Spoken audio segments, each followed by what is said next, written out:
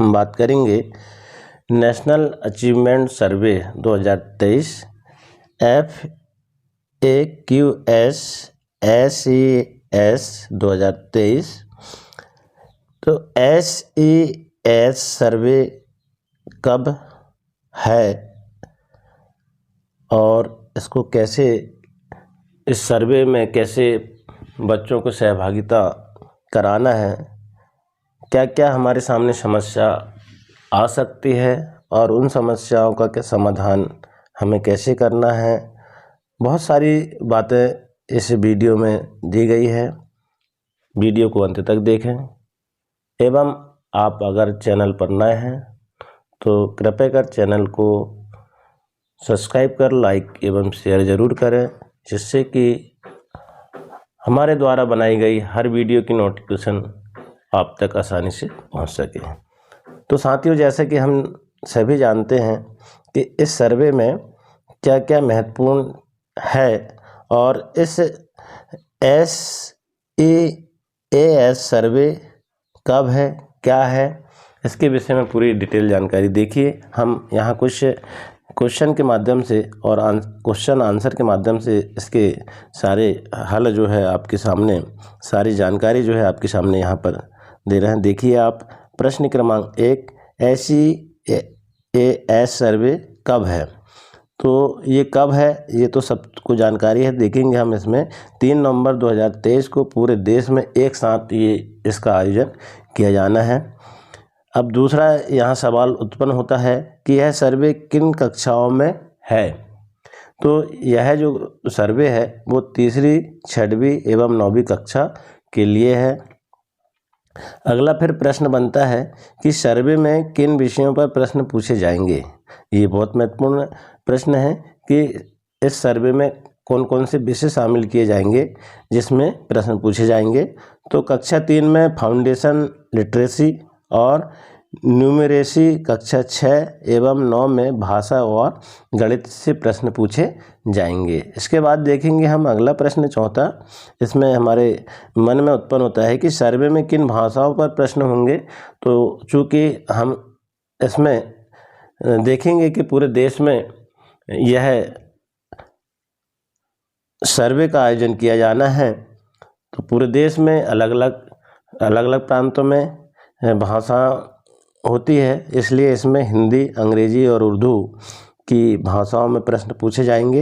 इसके बाद अगला प्रश्न आता है हमारे दिमाग में कि प्रश्न किस प्रकार के होंगे।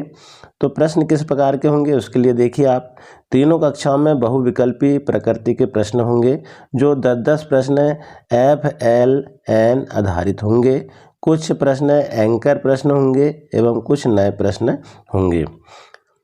इसके बाद फिर हमारे दिमाग में आता है कि सर्वे हेतु टेक्स्ट बुकलेट के कितने सेट होंगे। तो इसके लिए भी हमारे पास समाधान देखिए आप, कक्षा 3 एवं 6 में 3-3 सेट एवं कक्षा 9 में 4 सेट होंगे। इनको सर्वे में टेस्ट फॉर्म कहा गया है। इसके बाद फिर देखिए आगे प्रश्न, सर्वे हेतु कितना समय निर्धारित है। तो इसके लिए भी हम जानकारी देखते हैं कि कक्षा 3 में 60 मिनट, कक्षा 6 में 75 मिनट एवं कक्षा 9 में 90 मिनट का समय इसमें तय किया गया है। इसके बाद प्रश्न बनता है कक्षावार कितने प्रश्न पूछे जाएंगे। तो यहाँ पर हम देखें कि कक्षा 3 में 40, कक्षा 6 में 50 एवं कक्षा 9 में 60 प्रश्न पूछे जाएंगे। इसके बाद देखिए आप, क्या सर्वे सभी शालाओं में होगा। तो इसका भी आप समाधान देखिए, नहीं, सर्वे केवल चयनित सैंपल शालाओं में होगा। यानी जो जिन शालाओं को चयनित किया गया है, सैंपल शालाओं में ये सर्वे संपन्न होगा। इसके बाद अगला प्रश्न बनता है कि क्या सरकारी विद्यालय में ही यह सर्वे होगा।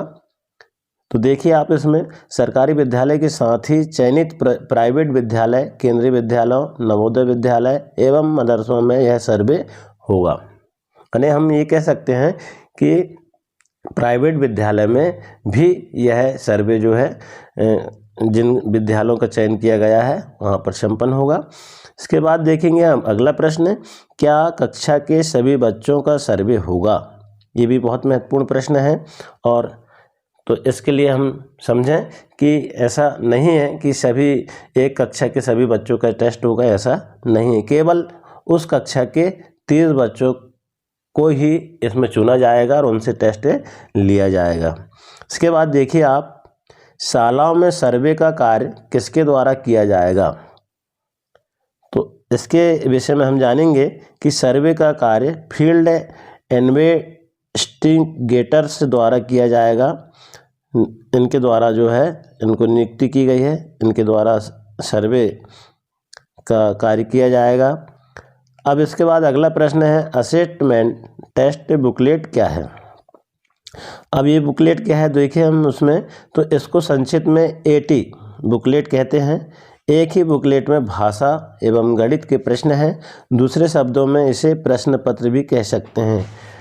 तो इस तरह से हम इसके समाधान को समझेंगे। अब अगला है कि AT बुकलेट के प्रश्नों के उत्तर कौन देगा। AT बुकलेट के प्रश्नों के उत्तर कौन देगा, ये प्रश्न है हमारे सामने। तो AT बुकलेट के प्रश्नों के उत्तर कक्षा 3, 6 व 9 के बच्चों द्वारा दिया जाएगा। अगला प्रश्न बनता है कि छात्र प्रश्नावली के प्रश्नों के उत्तर कौन देगा।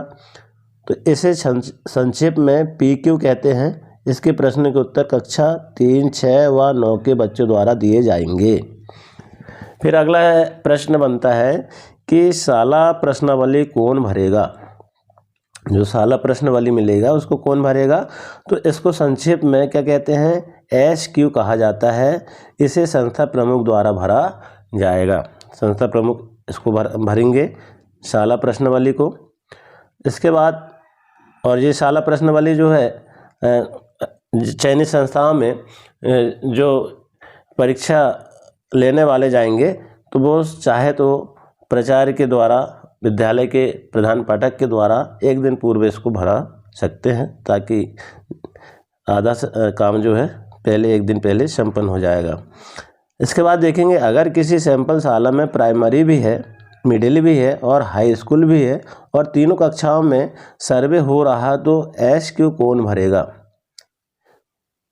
अगर ऐसा होता है तो शाला का यूडाइस एक ही है, तो हाई स्कूल के प्राचार्य SQ भरेंगे। अगर सभी का यूडाइस अलग अलग है तो प्राइमरी के प्रधान अध्यापक एवं माध्यमिक के प्रधान अध्यापक भी SQ भरेंगे। तो ये सब निर्भर करता है यूडाइस कोड के ऊपर। अगर यूडाइस कोड पहले से लेके 10वीं तक के विद्यालय में है, हाई स्कूल तक के विद्यालय है, तो एक ही डाइस कोड है, तो एक ही SQ प्राचार्य के द्वारा भरा जाएगा। अब इसके बाद देखेंगे हम, शिक्षक प्रश्नावली TQ कौन भरेगा। शिक्षक जो प्रश्नावली है TQ, उसको कौन भरेगा। तो भाषा एवं गणित को पढ़ाने वाले शिक्षक ही इसको भरेंगे। जो भाषा पढ़ाने वाले हैं, जैसे भाषा हिंदी, अंग्रेजी, संस्कृत, उर्दू, इस तरह के जो भाषा पढ़ाने वाले जो शिक्षक है एवं गणित को पढ़ाने वाले शिक्षक है, वो TQ को भरेंगे। इसके बाद अगला प्रश्न है कि अगर एक ही शिक्षक दोनों विषय पढ़ाते हैं तो TQ कैसे भरा जाएगा। ये भी हमारे सामने सवाल है कि अगर एक ही शिक्षक दोनों विषयों को पढ़ा रहे हैं तो TQ कैसे भरा जाएगा। तो एक ही शिक्षक दोनों विषयों के TQ भरेंगे। ये सिंपल सा जवाब है इसके लिए। इसके बाद देखिए, हमारे सामने जो प्रश्न आता है कि अगर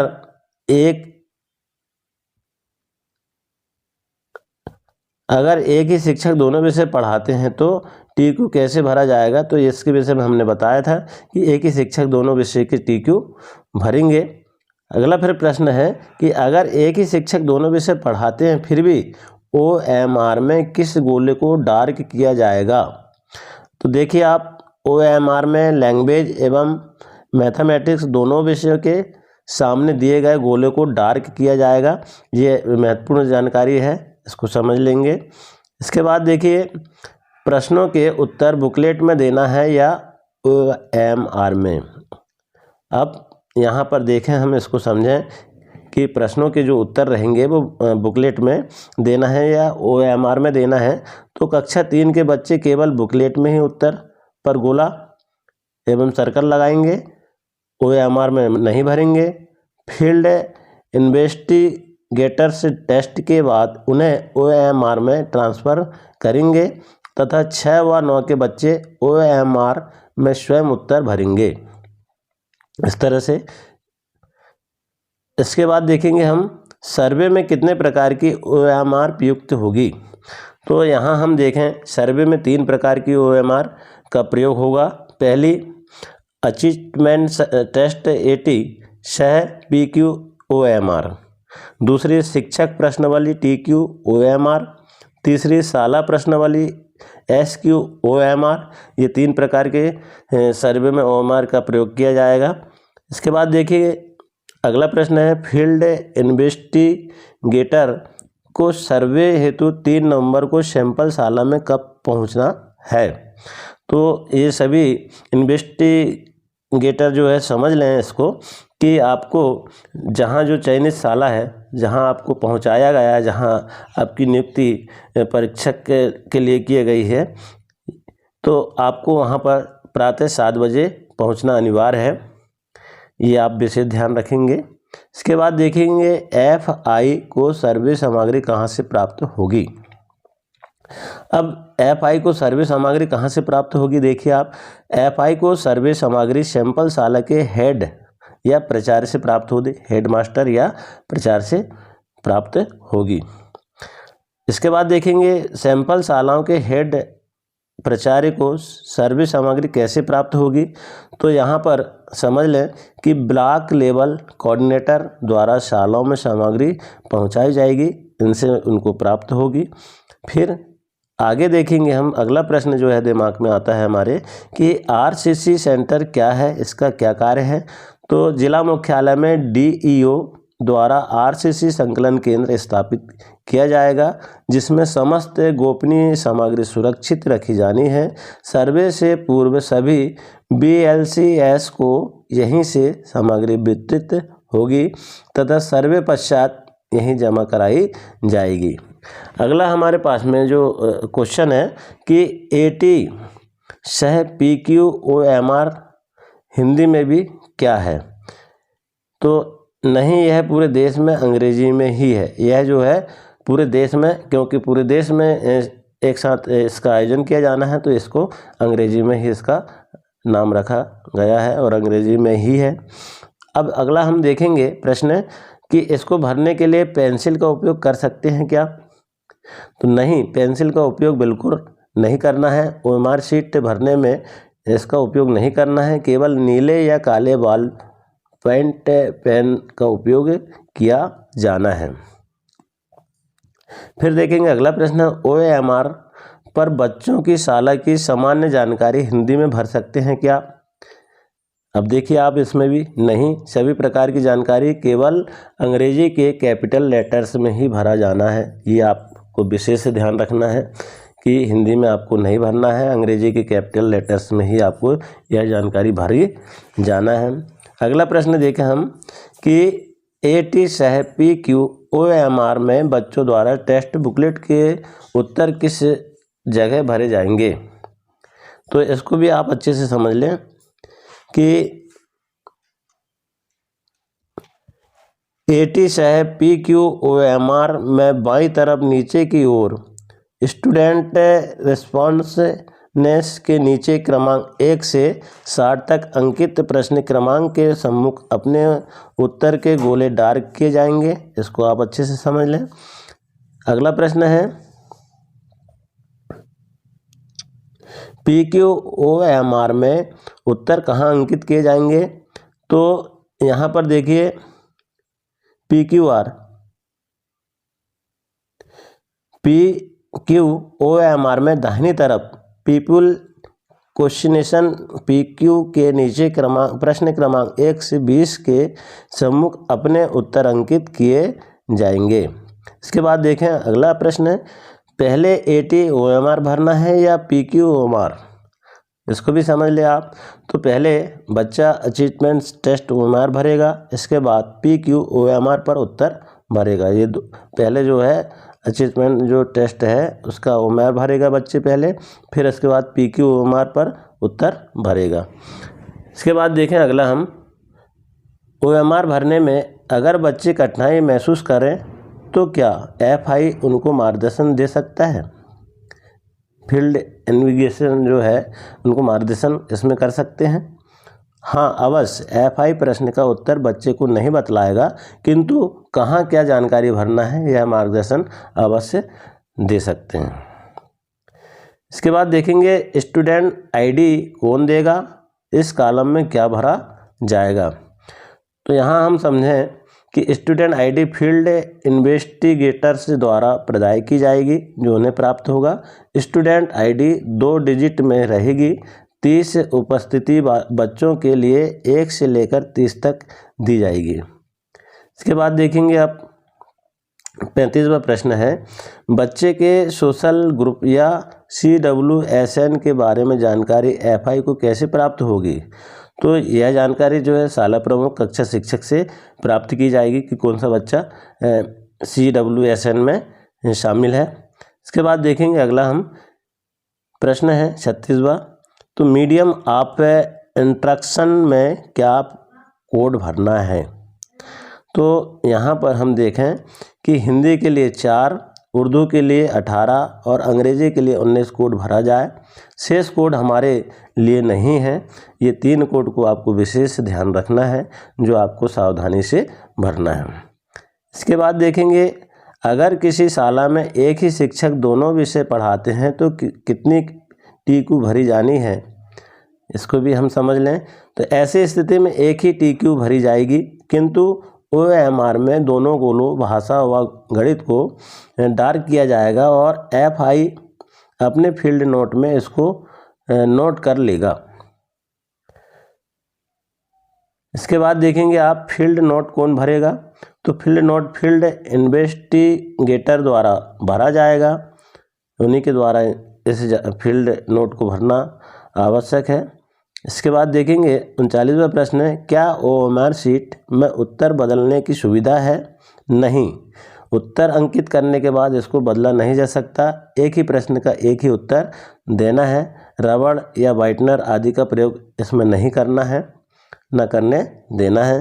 इस बात का विशेष ध्यान रखेंगे नेविगेटर। तो इसके बाद देखेंगे आप OMR संबंधी क्या सावधानी बरतनी है। तो OMR को मोड़ा ना जाए, फाड़ा नहीं जाए, स्टेपलर या पिन ना लगाई जाए, गंदा ना किया जाए, छेद ना किया जाए, चारों कोनों से OMR को मोड़े ना, क्योंकि ऐसा करने से OMR की स्कैनिंग नहीं हो पाएगी।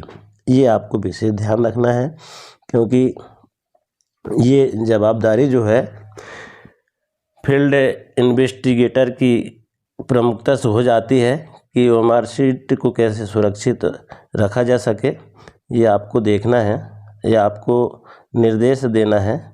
अब इसके बाद देखेंगे अगला प्रश्न हम 41वां, सर्वे हेतु न्यूनतम और अधिकतम छात्र संख्या क्या रहेगी।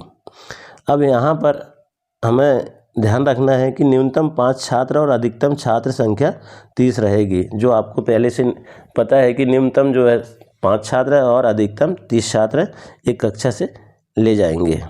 इसके बाद देखेंगे 42वां प्रश्न है, अगर किसी कक्षा में 30 से अधिक छात्र दर्ज है तो फिर क्या किया जाएगा। ऐसी स्थिति में क्या किया जाएगा, इसको समझ लें आप कि ऐसी स्थिति में सैंपलिंग की प्रक्रिया की जाएगी एवं 30 बच्चों को चयनित किया जाएगा। FI अपनी मर्जी से बच्चों को नहीं चुनेगा। FI जो है फील्ड इन्वेस्टिगेटर जो है अपनी मर्जी से नहीं बच्चों को चुनेगा। अगला प्रश्न देखेंगे हम, अगर किसी शाला में 1 से अधिक सेक्शन है तो क्या करना होगा। ये महत्वपूर्ण जानकारियां हैं कि आपको ऐसी स्थिति में क्या करना होगा। तो 1 से अधिक सेक्शन होने की स्थिति में रैंडम सेक्शन सैंपलिंग मात्र संबंधित माध्यम की कक्षाओं में की जाएगी, यानी एक ही भाषा की जो कक्षाएं हैं उसमें ये व्यवस्था की जाएगी और सर्वे हेतु किसी एक कक्षा का चयन किया जाएगा। इसके बाद देखेंगे आप 44वां प्रश्न है, अधिक सेक्शन में से एक सेक्शन चयन हेतु रैंडम नंबर कैसे मिलेगा। तो शाला जिस एरिया में स्थित है उस एरिया के पिन कोड की संख्याओं को एक डिजिट होने तक जोड़ा जाए और जोड़ने के बाद जो नंबर प्राप्त होगा वही रैंडम नंबर है। इस पॉइंट को आप अच्छे से समझ लें कि अधिक सेक्शन में एक ही सेक्शन चयन हेतु रैंडम नंबर कैसे मिलेगा। तो साला जिस एरिया में स्थित है, यानी जहाँ पर जिस जगह में है वहाँ का जो पिन कोड, उस एरिया का के पिन कोड की संख्याओं को एक डिजिट होने तक जोड़ा जाएगा, एक डिजिट होने तक इसको जोड़ा जाएगा और जोड़ने के बाद जो नंबर प्राप्त होगा वही रैंडम नंबर कहलाएगा। इसके बाद देखेंगे अगला प्रश्न है, अगर किसी शाला में एक ही सेक्शन है और दर्ज बच्चे 32 है तो क्या करें। क्योंकि बच्चे लेना 30 और दर्ज संख्या कितनी यहाँ पर 32 है, तो ऐसी स्थिति में हम क्या करेंगे, तो एक सेक्शन होने पर उसी में सर्वे होगा, किंतु दर्ज 32 बच्चों में से 30 बच्चे रैंडम सैंपलिंग से चयनित होंगे। इसके बाद देखें हम, बच्चे दर्ज तो 32 है किंतु सर्वे दिवस को उपस्थित बच्चे 25 है, फिर क्या करें। तो सभी बच्चों का सर्वे ऐसी स्थिति में लिया जाएगा। इसके बाद अगला प्रश्न है 47वां, छात्र सैंपलिंग प्रक्रिया में अगर कोई अनुपस्थित छात्र चयनित हो जाता है तो क्या करना है। तो ऐसी स्थिति जब आपके सामने उपस्थित आएगी तो ऐसी स्थिति में अनुपस्थित के तत्काल बाद वाले उपस्थित बच्चों का चयन किया जाएगा। ऐसी स्थिति में आप यहाँ ऐसा कर सकते हैं। इसके बाद में देखिए 48वां प्रश्न है, अगर कोई फील्ड इन्वेस्टिगेटर FI किसी शाला में अंग्रेजी माध्यम की सामग्री लेकर जाता है और वह शाला हिंदी माध्यम में संचालित है, ऐसी स्थिति में उस शाला में किस माध्यम में सर्वे होगा। तो ऐसी स्थिति में उस शाला में हिंदी माध्यम में सर्वे होगा। फील्ड इन्वेस्टिगेटर द्वारा शाला में प्रथम भ्रमण के समय सैंपल शाला के प्रधान से शाला के माध्यम के संबंध में जानकारी प्राप्त कर ली जाएगी। कोई विसंगति पाए जाने पर तत्काल ब्लॉक के लेवल कोऑर्डिनेटर को रिपोर्ट इसमें किया जाए। तो ये आपके लिए विशेष है। फिर आप 49वां प्रश्न देखें कि लिफाफा क्रमांक 1 में क्या सामग्री रहेगी। अब लिफाफा क्रमांक 1 में कक्षा 3, 6, 9 की अचीवमेंट टेस्ट बुकलेट AT होगी। ये आप समझ लें इसको कि लिफाफा क्रमांक 1 में क्या होगा। अब इसके बाद प्रश्न 50वां है, लिफाफा क्रमांक 2 में क्या सामग्री रहेगी। तो लिफाफा क्रमांक 2 में कक्षा 3, 6, 9 की PQ, TQ, SQ व फील्ड नोट्स होंगे। फिर 51वां प्रश्न है कि लिफाफा क्रमांक 3 में क्या सामग्री रखी जानी है। तो इसके लिए समझें हम कि लिफाफा क्रमांक 3 में सर्वे पश्चात भरी हुई AT सह PQ, TQ, SQ, OMR sheet व फील्ड नोट्स रखे जाएंगे। फिर इसके बाद अगला प्रश्न है 52वां कि लिफाफा क्रमांक 4 में क्या सामग्री रखी जानी है।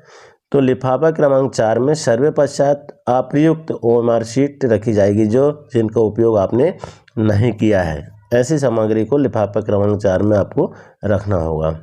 इसके बाद देखेंगे हम 53वां प्रश्न कि सर्वे में प्रयुक्त एवं अप्रयुक्त AT, PQ, TQ एवं SQ बुकलेट की पैकिंग कैसे करें।